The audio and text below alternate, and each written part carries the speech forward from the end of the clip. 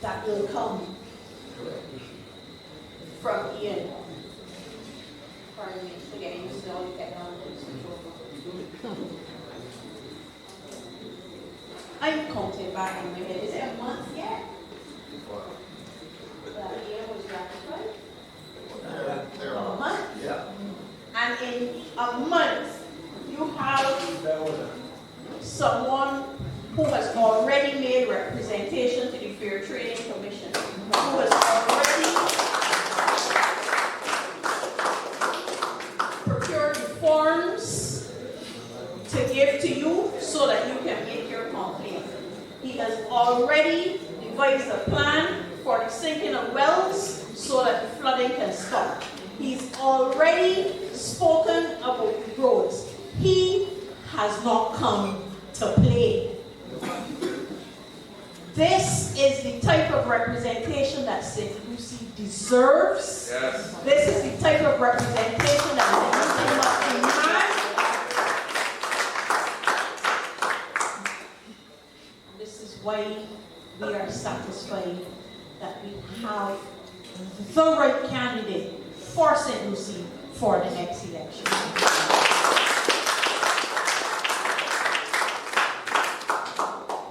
We spent some time putting together our team, and I don't need to introduce to you our leader. He is the president of the party, he is the leader of the opposition. You have heard him very vociferously in the House on his own, representing for the people of Barbados. True. You have heard him raise the critical issues on your behalf. And tonight, I have no doubt that he will continue to do that because the burning issues in this country have not stopped. They've multiplied. Comrade Ralph, the podium is yours.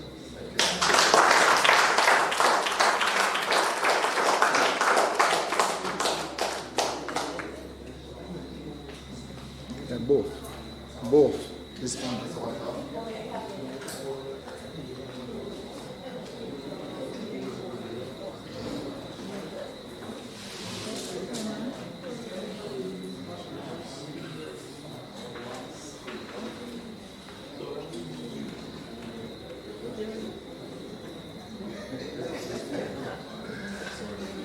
Thank you very much. Good evening, St. Lucie. We're going to have a good meeting this evening. And we are having a good meeting. Yes, we are having a good meeting. Thank you very much, Comrade Burla. And as I said, in 2024, this party owes Burla the visa more than it shall ever be able to repay.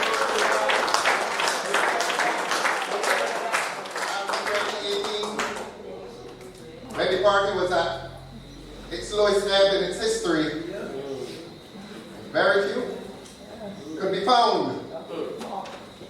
Day and night, the searches were made for someone to carry this party, this great Democratic Labour Party. No one could be found. And up stepped a daughter, a sister, a mother, a wife, a lady of heavy responsibility beyond the walls of this party. Heavy responsibilities. It's not easy being a mother in this country. It is not easy being the head of a household in this country. And it is not easy being a female head of the household, even when we the men are around. It is these ladies, this lady, we as men need to admit, that carry the household. And this lady went beyond the bounds of her household and carried the party. And that's why we are here tonight. Verla, I repeat, this party goes to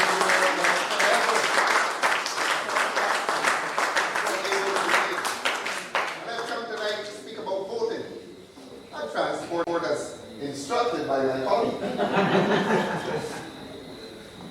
And we will be voting, we in this country will be voting very soon.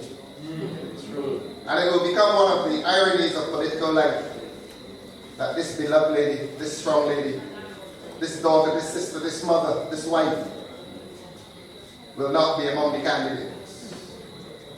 But I'm saying tonight to St. Lucie that the payment that this party owes Berlin will come. Jesus.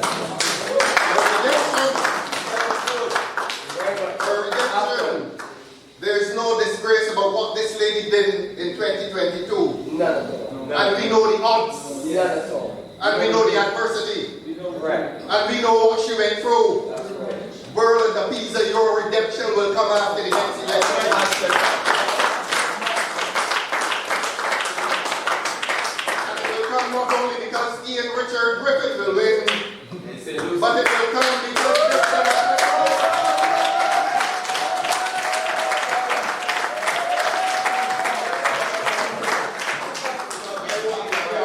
I want to acknowledge another brother in the struggle. He stood up and I'm going to ask him to stand again. Come on, Jason. Right, Jason.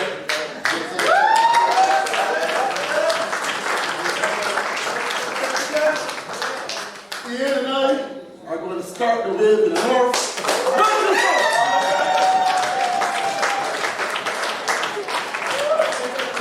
Watch the videos and watch the man. This man is taking some video. I saw someone here a few minutes ago. Where is he going? Look, tell the senator to come in here, please. Because there was another moment in this party's affairs. Stay there, please. Talk about carrying this party. When this party was being disparaged, defamed, discredited all over the media, we had a president. True. We had a president that carried this party. And he was raising Michael Saintbury. Senator Andrew, your redemption will come as well. Okay. I saw this gentleman go through the worst forms of abuse, inside and outside. And a time came when there was a vacancy in the Senate. And I looked neither left or right. I looked center. Amen. And I saw a president. Yes. And I said, this man has to be the second senator for this party. Senator Andrew, over to you.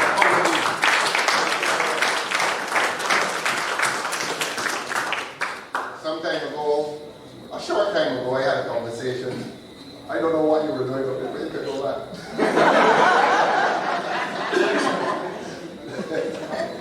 I had a conversation with a young man, and I called the name.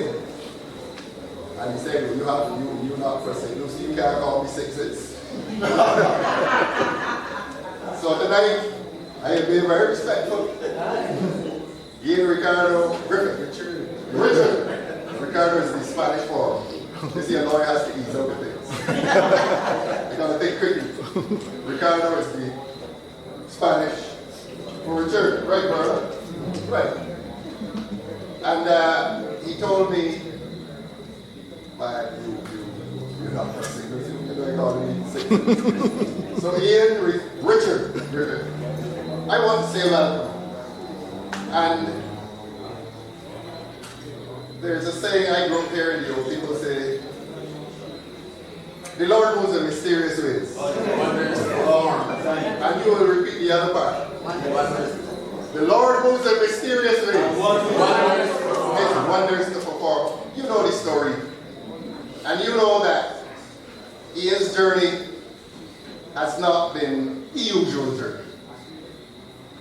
And tragedy has brought Ian here through the window. I think the grave is out there. Right there.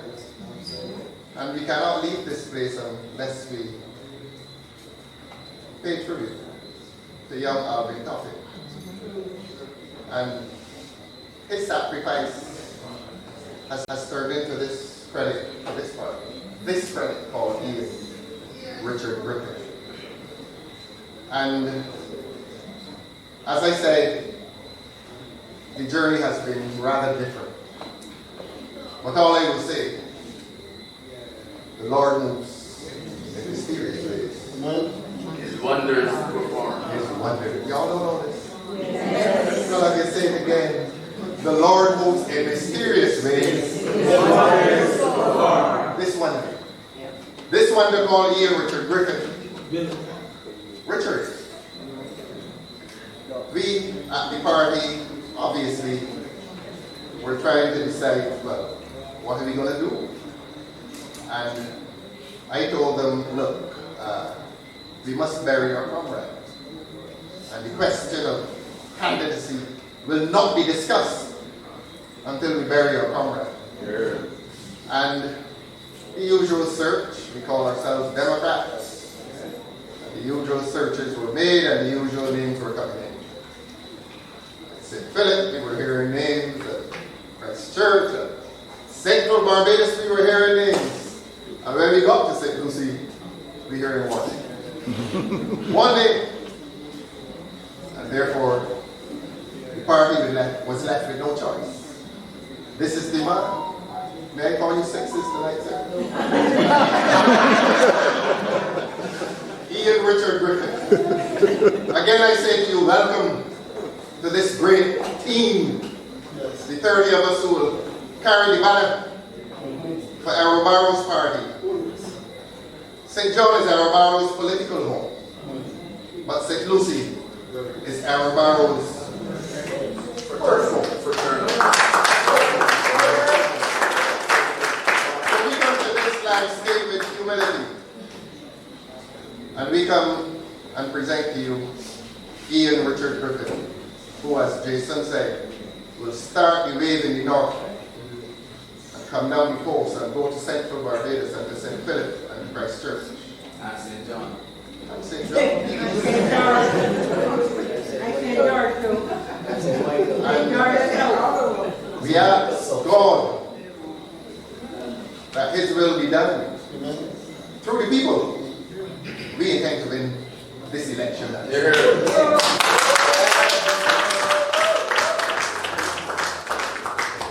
if we're going to talk about winning elections, we begin our voting. That's where it begins and ends. Voting. On one day and the results come, I think, the same night, sometimes early the following morning. With God's will, we are going to win. We have no choice except to win. The state in which this country finds itself, we must win. Because the people of this country cannot contemplate another term of government with that guy. Everything has gone wrong in Barbados. And in 2018, many people stayed at home. In 2022, too many people stayed at home.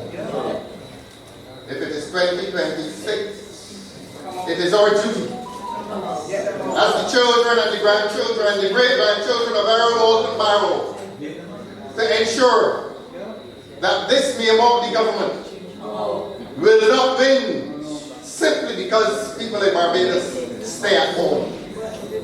It is the people who stayed at home that made the Barbados Labour Party the government in this country. And it is the people who stayed at home last time.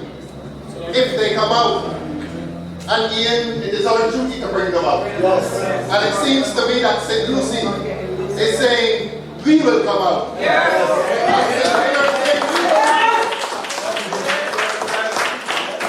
Because we can take this government no more. And you know, a lot of people in Barbados are afraid of Miyamoto, you know. So afraid that they will not speak. And it is Miyamoto's hope that they will be so afraid that they will not vote. True. That is her hope. That the people will be so afraid of her that they will not vote. And what she has been doing in hoping that the people here do not vote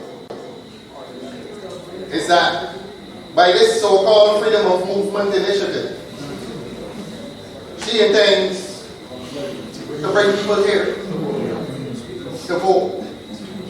I am not xenophobic, well, don't worry with big words, I'm not a hater of foreigners. But a Jamaican man a couple of weeks ago said he's been here for 8 months. That Miyamoto brought him here, but not literally. He says he's here because of Miyamoto. And he said he intends to vote. 8 months. Now the laws of Barbados do not permit him to vote. But he says he's going to vote. And the people who are landing in this country under this Freedom of Movement initiative, and the people who are landing in this country under the Council National Status Business, they have ID cards. They do have ID cards. They're issued ID cards. And when a man is issued an ID card, is he not likely to make the assumption that an ID card gives him the right to vote? And like the Jamaican man, he may well intend to vote. And with the corruption that is evident in this government, they are likely to permit him to vote. And while these people intend to vote, and while this government intends to corrupt the system of voting, what say we? No. What say those thousands who stayed at home last time? What say you? Will you allow a country to be sold to people who are brought here? Whose naval strings are not buried here? Who are here only working on construction sites and in restaurants, security guards and gas stations? You see them. Will you allow your country to fall into the hands of Miyamoto with a band of imported labor behind her? What say you, citizens? What say you, Barbados? Will you sell your country to strangers at the gate? Will you do that? It has to be no way. Lord moves in mysterious ways. His wonders to perform. And I want to say to you that today's one of the papers, Nation, saying that 8,291 people who live overseas are about to be disenfranchised. This government is about to take 8,291 people off the voters list. People who left this country only because they wanted a chance to feed their families here. People who left this country only because of adverse circumstances here. People who felt constrained, forced to go overseas to seek a better life, not only for themselves, but for this country. And they never turned their backs on this country. Because the Central Bank of Barbados will tell you about something called remittances. Money put into an envelope sometimes. I remember the old days going to my grandmother's house and the envelope with the red and blue and white edges. Your mail. Man, and when the postman dropped it through the window and my grandmother picked it up, she smiled. She smiled. £1 sterling. Young people turned to the old people and asked them about this. But of course, none of you here was that big that you old enough to know these things. $4.80. Man, and she was down to the post office. And in the 1960s, $4.80 was a fortune. And when the little one came from New York, same business, $5 US, $10 Barbados dollars. There were people in this country who were not working for $10 Barbados dollars. It was like manna from heaven. They never turned their backs on their families. They never turned their backs on this country. And this government wants to disenfranchise them. This government wants to uproot their navel strings from under this soil and say to them that they will not be allowed to vote. While giving the chance to foreigners who come here on short-term labor to vote. Is that fair, St. Lucie? No. Will you stay at home, St. Lucie? No. Or will you come up in your numbers and send a message country belongs to us. What say you, St. Lucy? Are you going to vote? And I want to send a message into the diaspora as well. All 8,291 who they are about to take off the list. Make contact with your constituency. If you're from St. Lucie, make contact with this gentleman. If you're from St. Michael Central, make contact with Senator Andre World. If you're from St. Peter, make contact with Jason Phillips. Quick contact, urgent contact. This is being streamed, isn't it? I now speak. If it is being streamed or recorded. Recorded. Send my voice into New York and Miami and Boston and London and Philadelphia. And let us say to our Barbadian brothers and sisters there, get in touch with this Democratic Labour Party and get in touch with this Democratic Labour Party urgently. They are about to disenfranchise you while they are about to enfranchise our neighbors in the Caribbean, including St. Vincent. I come to St. Vincent now. I come to St. Vincent now. Oh yeah.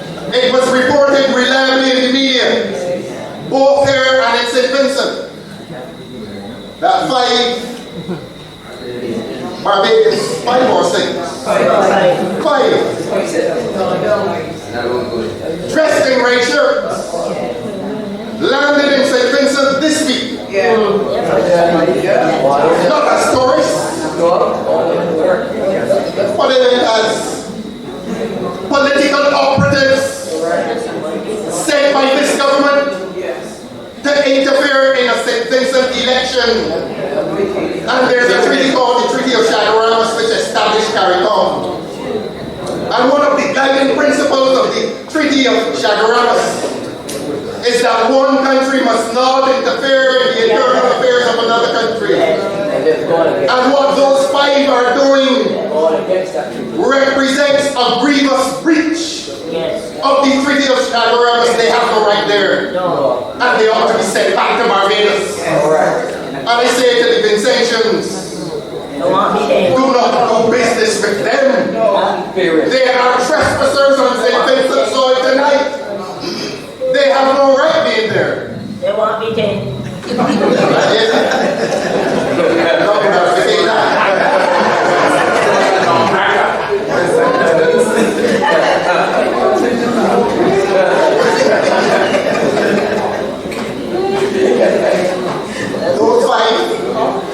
Those five are political trespassers on the St. Vincent soil tonight. Yes.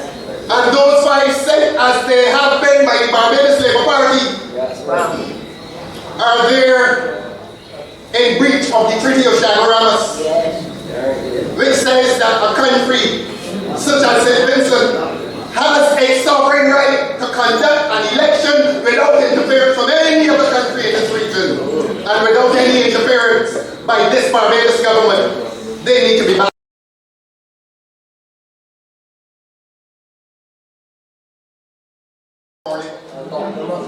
They need to be back home tomorrow morning. Suspended from work. And if the Barbados government has sent them there, the Barbados government has committed an offense against the people of St. Vincent by sending them into St. Vincent to interfere in the election. What is their business there? But you know, a few months ago, we in this country were told about the Freedom of Movement initiative. That people from 4 countries, Barbados, Belize, Dominica, and I left this one for last, and St. Vincent. And this government, this Barbados government, hastened that process through the Parliament. Indeed, what they did, they implemented freedom of movement before the Parliament had passed the law. So the freedom of movement initiative was implemented illegally, in breach of the Constitution. But they were in such a rush they needed to do it. And when they went to Parliament, they backdated it to October 1st. In recognition and acknowledgement that what they were doing was illegal. Do you consider it tonight, St. Lucie? Any accident that two of the parties to that freedom of movement initiative were Barbados and St. Vincent. That freedom of movement was to be allowed between these two countries on the threshold of an election. But as they say, two and two together. The plan was that there should be mutual interference by operatives of St. Vincent, one particular party, and I'm not going to say which one, that is their business. But our business is here. And this Barbados Labour Party is now party to an agreement between this country and St. Vincent that facilitates interference in the elections of St. Vincent. I say again, those five are political trespassers. They need to be back home tomorrow. And who will we see? Who will we in Barbados see in the next few weeks? Will we see Vincentians? Who will be sent here to do what those five have gone to St. Vincent to do? To dismantle CARICOM, to dismantle the Treaty of Shangri-La, to bring injury to CARICOM relations, to destroy CARICOM that was built by four countries, Barbados, Guyana, Trinidad, and Jamaica. And Barbados now joins with St. Vincent to dismantle a treaty that became the law in 1973. 52 years. 52 years of an institution, and this government here intends to destroy it by interfering in the internal affairs of St. Vincent, by breaching the rights of sovereignty of the St. Vincent people to conduct their own elections and to conduct those elections independently. St. Lucie, are you going to let this happen? St. Lucie, are you going to stay at home when our elections come? You are voting by God on that right hand or left that will carry the pencil into that polling booth. You must vote. Because in 18 and 22, it was the persons who did not vote that put this government in office. Isn't that ironic? The people who stayed at home are responsible for this government being in office. If you want them in office again, stay at home. If you want more suffering in this country, stay at home. If you want the hospital to continue to decline, stay at home. If you want the children to be miseducated in this country, stay at home. If you want to pay $10 for bus fare, stay at home. If you want to see 2 young men die a week on the road, stay at home. But we grew up in a country that was peaceful. We don't recognize that country anymore. And if we want to recognize this country again, you can't stay at home. Vote. If it is December or January or February or March or April, whenever it comes, St. Lucie is going to be ready. Yes. Because St. Lucie has chosen excellence. I was so delighted when I heard him deliver of his curriculum in that.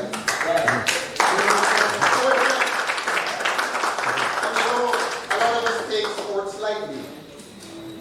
But a community that has sports, a vibrant sporting life, is likely to have less crime and violence. People meet on the football fields, on the cricket fields. Back in the days, 60s and 70s and 80s, and here would have been some club on that. Electing president and vice president and secretary. Social life was so vibrant. People met in social intercourse. Young people are now meeting in violence. Young people hardly meet on the field of sport anymore. They're meeting in violence. And personally, I am always tempted to call you sixes. Personally, Mr. Griffith, any man who was president of a club, and this is very personal, that produced one of the best 5 footballers ever in this country. He was so good they called him the phenomenon. He was under your time. You gotta be a good man. Y'all have heard of Norma Ford? Of course. I hear you're in the United States. Norma Ford is among the best 5 footballers that this country produced. And I remember Youth Milan with some fondness. In fact, at one point, you stole one of my players. Ford, the other Ford. You have Michael Ford now here with you. All right. But here is a man that has an organic connection with his people. Young people. And that is a good start. There's a certain politician once, they were trying to draw up a CV for him, and he had never played cricket, football, volleyball, tennis. And they asked him, but the man said, the PR man wanted to write something on his bio. He said, well, I used to go swimming on Saturday morning. No, it's not. No, it's not. Don't feel better than that. So Ian, I'm extremely impressed by your CV. I didn't hear it before. But that is why the people down here kept telling us Sixes is the man. Because Sixes came from here. He belongs here. And he has stayed here in this St. Lucie. And Mr. Griffith, I know you're going to do this.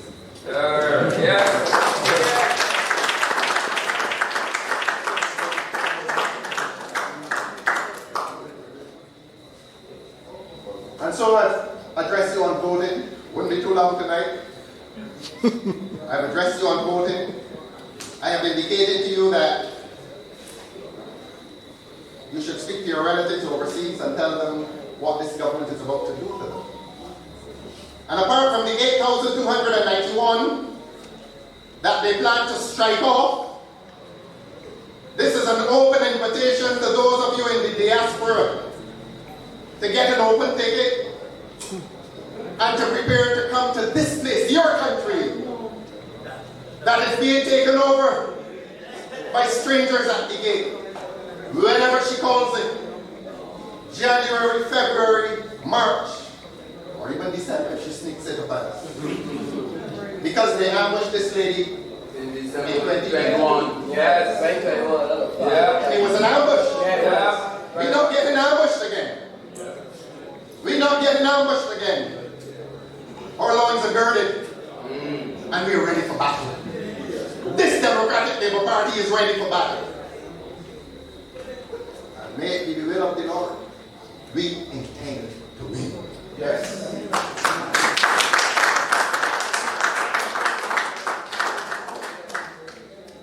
And if that is the diaspora, I again send a message to other CARICOM nationals. You're welcome. Come to find a job.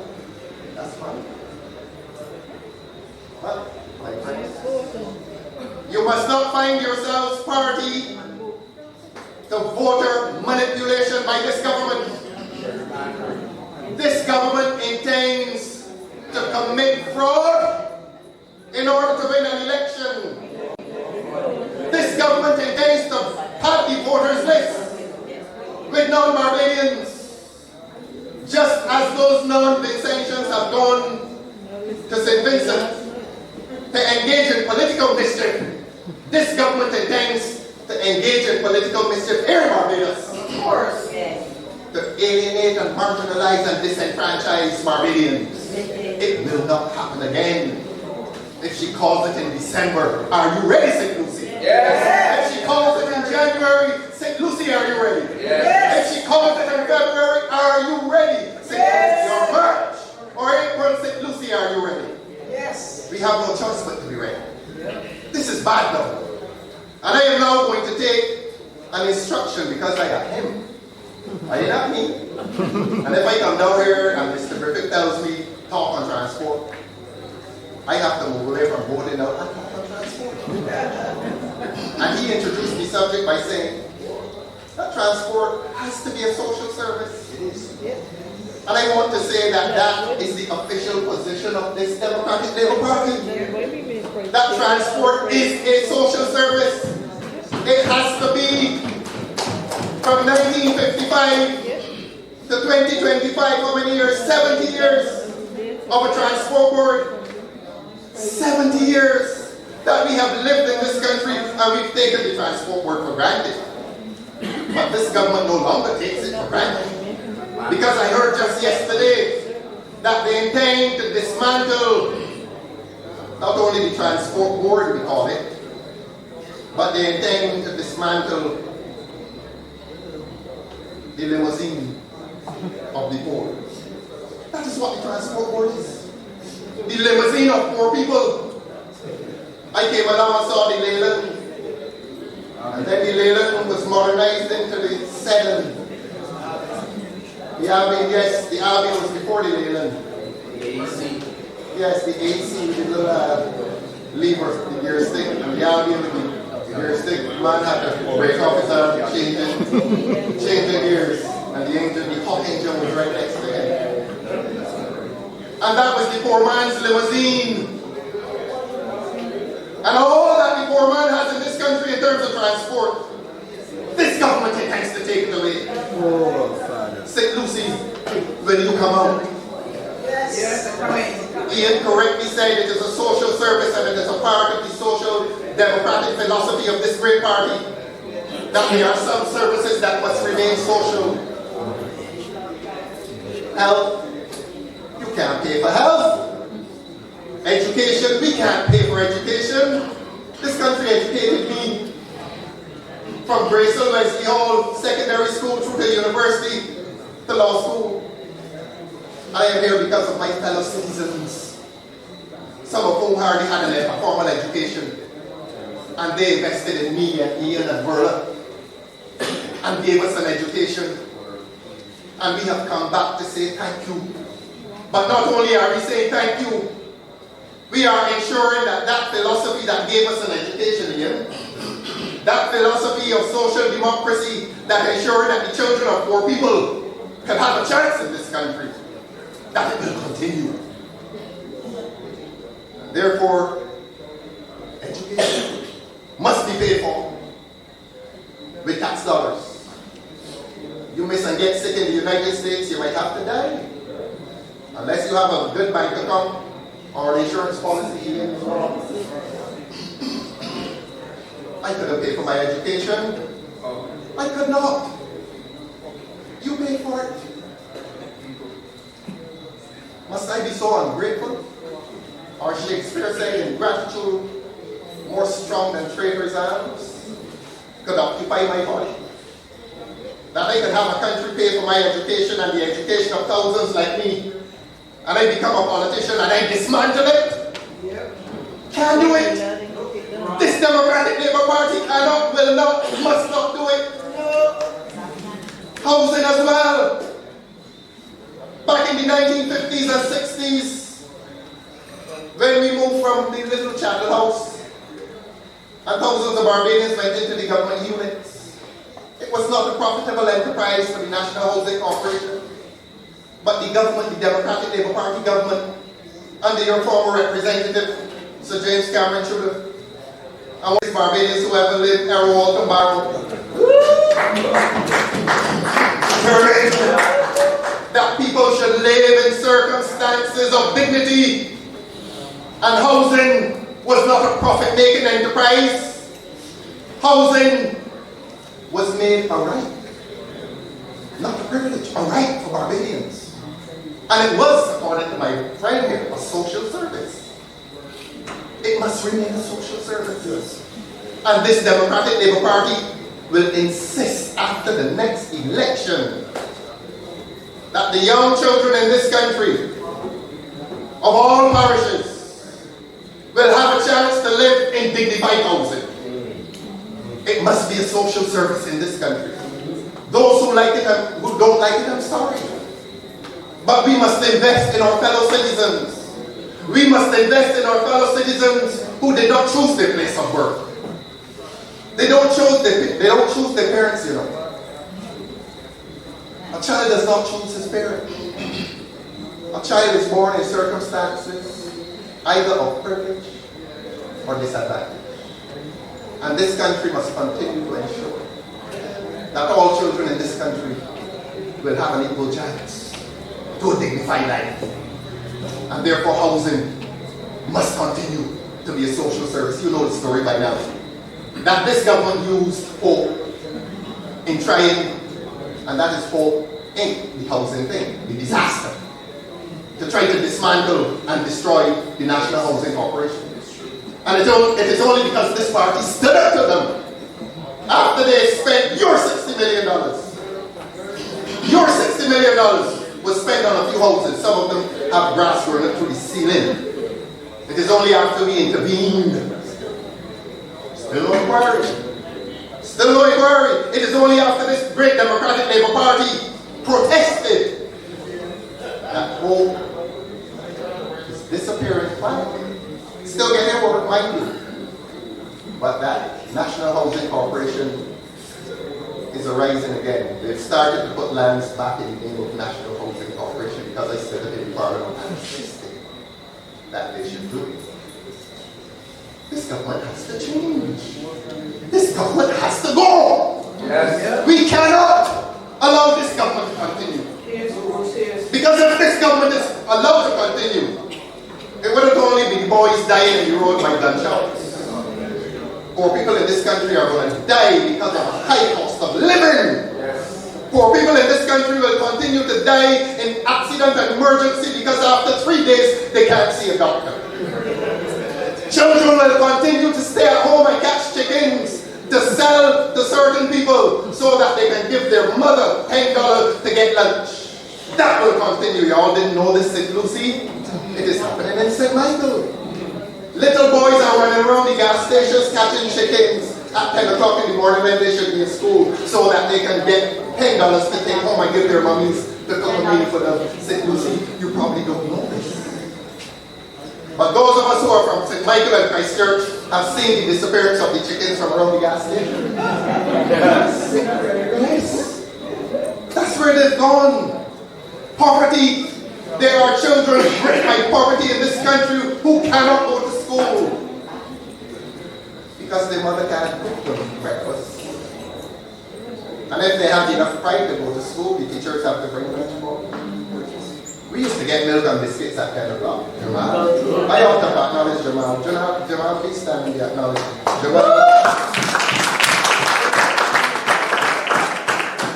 Jamal, he has been appointed to slay beasts. 18 years old? 26 years old. Young Jamal Sandyworth has been appointed to slay the beasts. He is running in St. Michael Northeast. And let him run, he will slay the beast. Thank you very much, Jamal. Appreciate it. And if we're into rhyming, there's a place called St. Michael East. And another beast will be slain up there. And our man on location is Mr. Ainsley Granger. Where's Ainsley?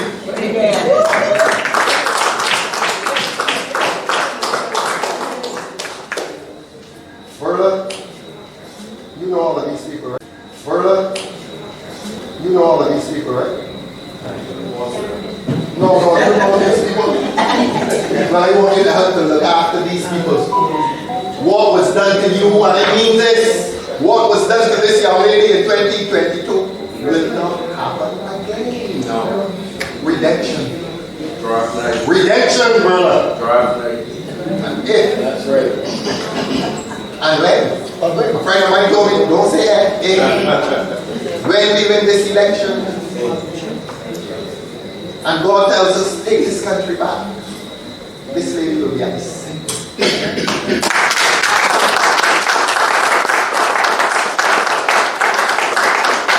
So women will not qualify for her to lead these people. It is what she has done to this party that gives her that moral right to say, this is my party. And I will continue to be involved in the business of this party. Yes. And I will see this party return to its social democratic traditions, in which housing and education and health will continue to come from the public purse. Yes, I'm coming to transport because that is important. And we defy this government to trouble the transport board. The transport board must remain the transport board. must continue to be funded with taxpayers' money so that the poor people's limousine will continue to deliver the poor people to the far-flung corners of St. Lucie.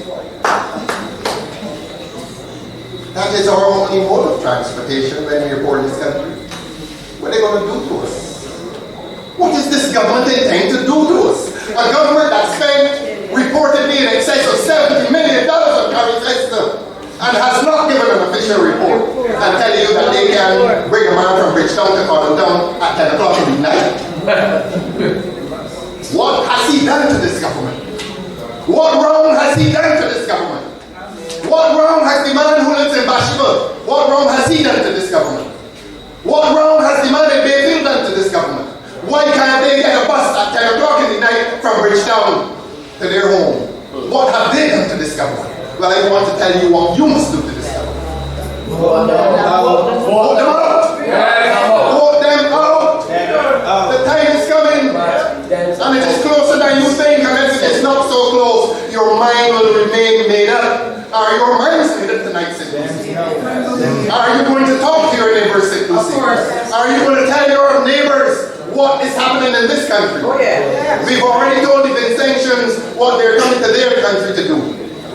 Because a band of them intend that they must grab the throat of these islands. A small band of politicians have decided that they will grab these islands and the people by their throats and throttle them and own them perpetually. It will not happen. It will not happen. The 60% who did not turn up last time, please come on. I say again that it is the official policy of this party that the transport board will remain open. And I'm told that they're going to close it very soon. But it will only be closed for a short time.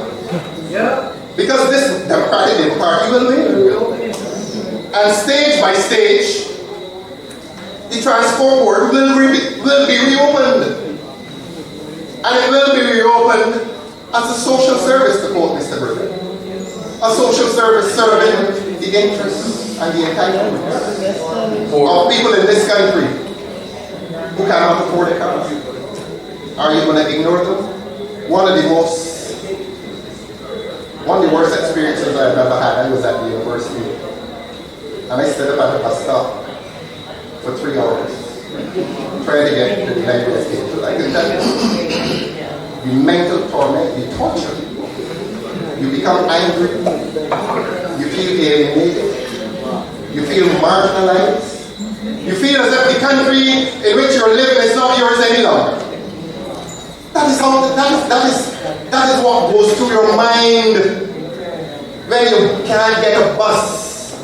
So it is not a simple event. People who stand at bus stops and cannot get a bus become angry at their country.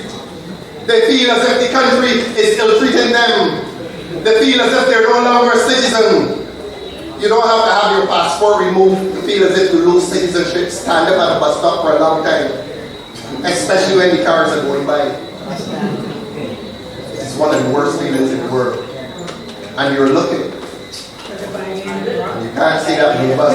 Then you have straight down the side. Doesn't come.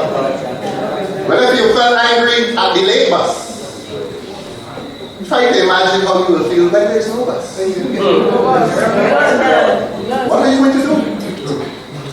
St. Lucie and St. Peter and St. Michael Central and St. Michael East and St. Michael Northeast, what are you going to do?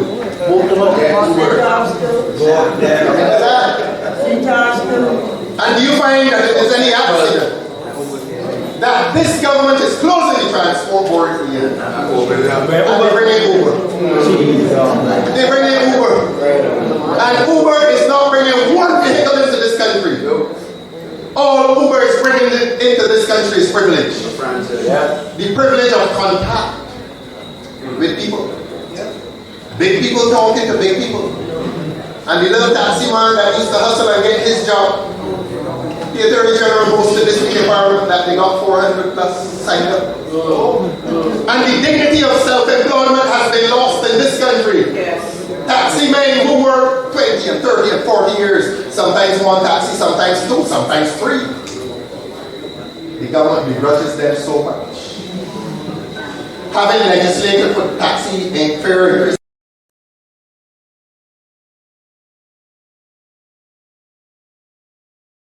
that immediately after they have legislated to increase taxi fare, they undermine the same men and women by bringing it over to drop the taxi fares, to make those men now become employees. I say they're employees of Uber, dependent on Uber, and they will make less money.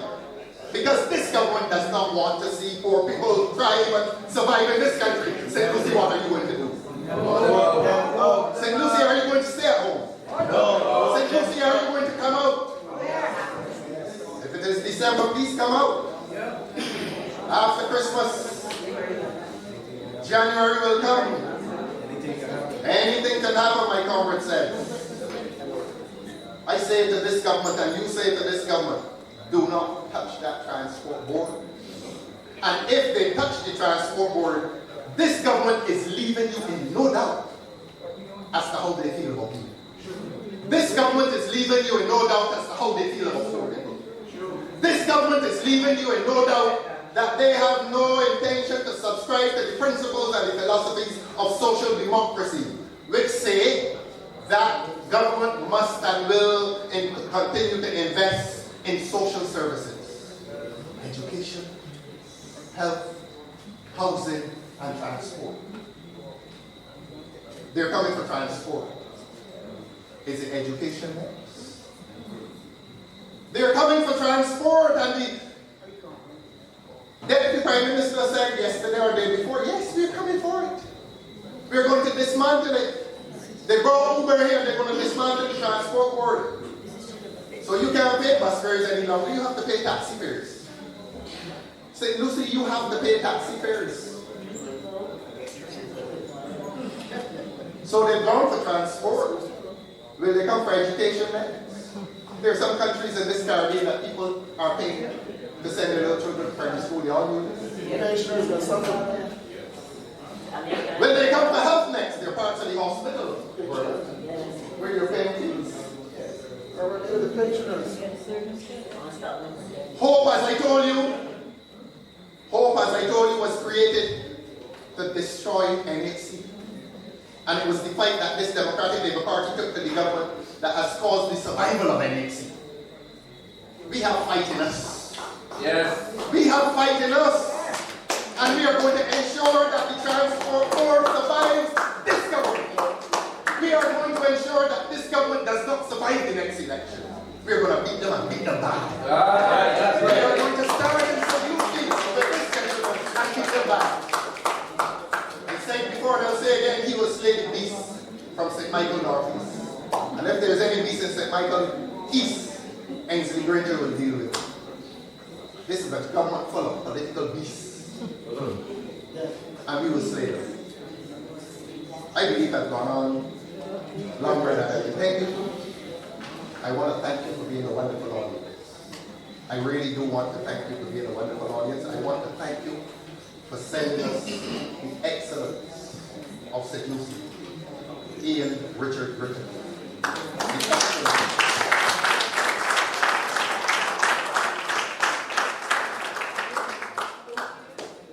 If I'm to do commercial, the party's gala dinner is on Saturday at the party headquarters. This wasn't intended to be part of the advertisement, but we would like as many candidates as are possible. Ian, I'm sorry to do this to you, but the gala dinner is on Saturday night, right? Yes. And I think we want to dine together as families do. And we intend to dine together and be good to each other and be good with each other on Saturday night. This is a message to Ian Richard Griffith now. The ticket costs $125.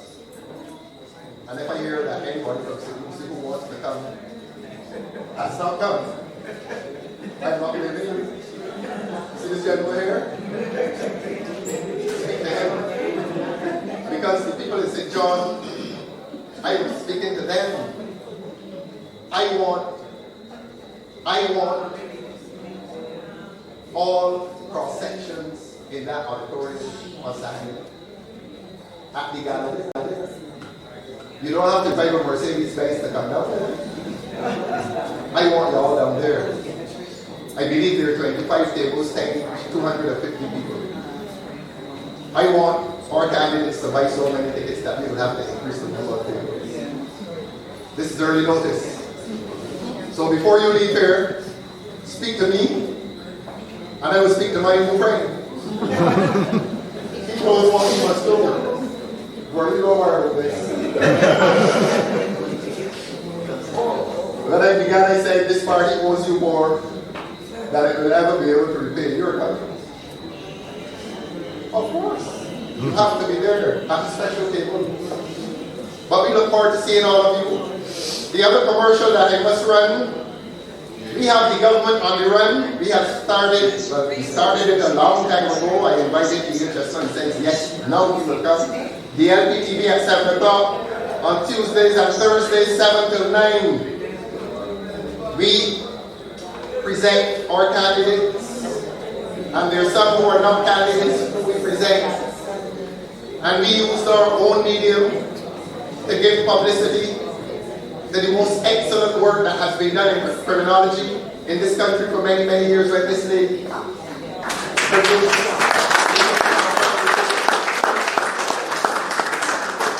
And so I want you to stop watching CBC at 7 o'clock at night. This is an advertisement, not against CBC, but for us. Spend that 7 to 9 o'clock time watching the LPTVs so that you become aware not only of your candidates, but of the issues. We have discussed transport, we've discussed freedom of movement, we've discussed everything. And the program is growing. Welcome, Dr. Rachel.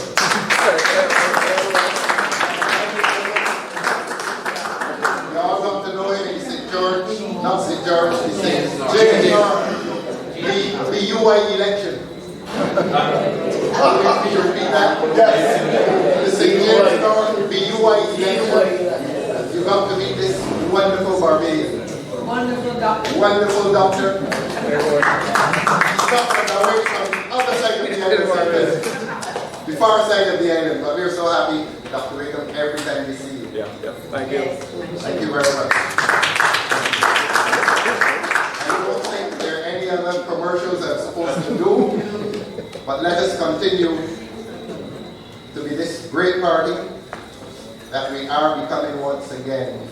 And we will not consider it a miracle when we in majority numbers ascend that parliamentary building.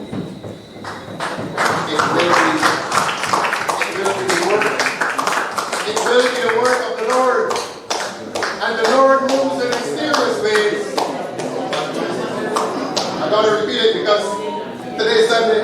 I gotta say, the Lord moves in mysterious ways. Wonderful.